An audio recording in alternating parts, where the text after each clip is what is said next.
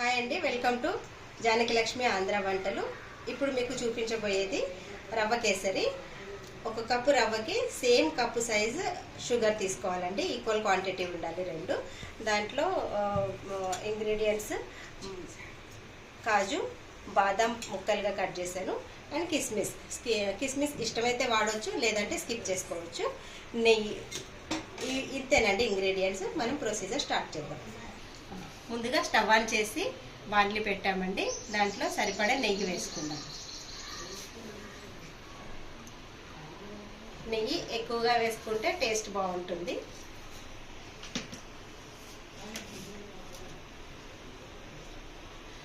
అందులో రవ్వ వేసి వేయించుకోవాలి.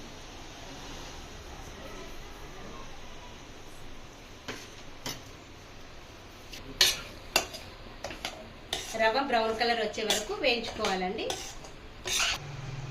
బ్రౌన్ కలర్ వచ్చేసిందండి. ఇప్పుడు ఇందులో వాటర్ యాడ్ చేసుకుందాం. 3 కప్స్ 3 గ్లాస్ వాటర్.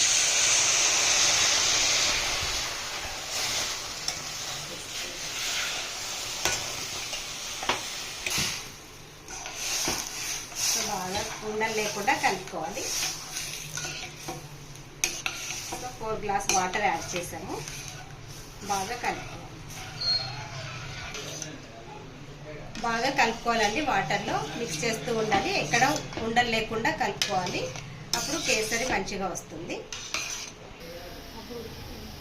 ఇప్పుడు రవ్వ ఉడికిపోయిందండి. ఇప్పుడు దాంతో సమానంగా తీసుకున్న షుగర్ యాడ్ చేసేసుకుందాం.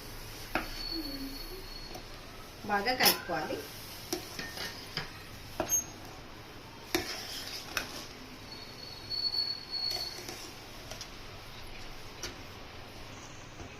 సో మేము ఈక్వల్ క్వాంటిటీ షుగర్ తీసుకున్నాము. ఇంకా స్వీట్ ఎక్కువ తినేవాళ్ళు ఉంటే ఇంకా మీరు ఎక్స్ట్రా యాడ్ చేసుకోవచ్చు. ఇప్పుడు ఇలాచీ పౌడర్ యాడ్ చేసుకుందాము. ఒక 5-6 ఇలాచీలు దంచి పౌడర్ చేసుకున్నామండి. ఇందులో నెయ్యితోటే ఎక్కువ ఫ్లేవర్ వస్తుంది రవ్వ కేసరి అంటే.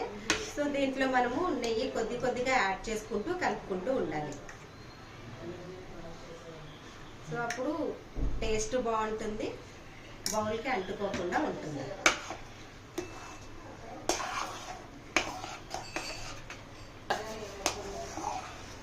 సో ఇది మోస్ట్లీ అయిపోయినట్టే.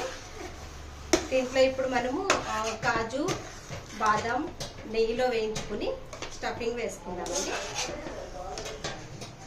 ఇప్పుడు నెయ్యి వేసుకుని ఇందులో బాదం, కాజు 2 యాడ్ చేసుకుంటున్నామండి. ఫ్రై చేద్దాం. బ్రౌన్ కలర్లో ఫ్రై చేసి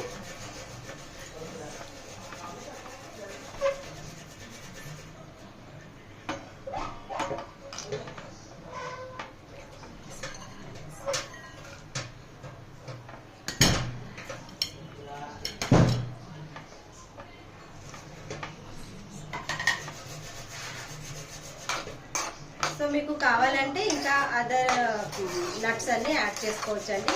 పిస్తా అని, జీడిపప్పు, పుట్టగింజలు ఇవన్నీ కూడా యాడ్ చేసుకోవచ్చు ఇష్టమైతే. నేను ఇవే యాడ్ చేస్తున్నా. మీకు కావాలంటే కిస్మిస్ యాడ్ చేసుకోవచ్చు, లేదా స్కిప్ చేసుకోవచ్చు. ఇవి డ్రై నట్స్ బ్రౌన్ కలర్ వచ్చే వరకు వేయించుకున్నామండి నెయ్యిలో. ఇప్పుడు దీన్ని యాడ్ చేసేసుకుందాం. సో నెయ్యి ఎంత ఎక్కువగా వేస్తే అంత టేస్టీగా ఉంటుంది. సో ఆల్రెడీ మనం నెయ్యి ఎక్కువే వాడాము. సో ఇప్పుడు బాగా మిక్స్ చేసుకోవాలి.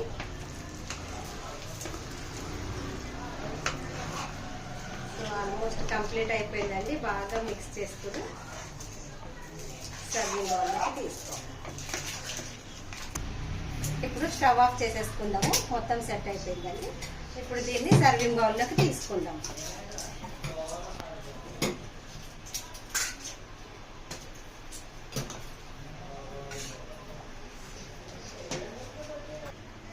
సర్వింగ్ బౌల్లోకి తీసుకున్నామండి.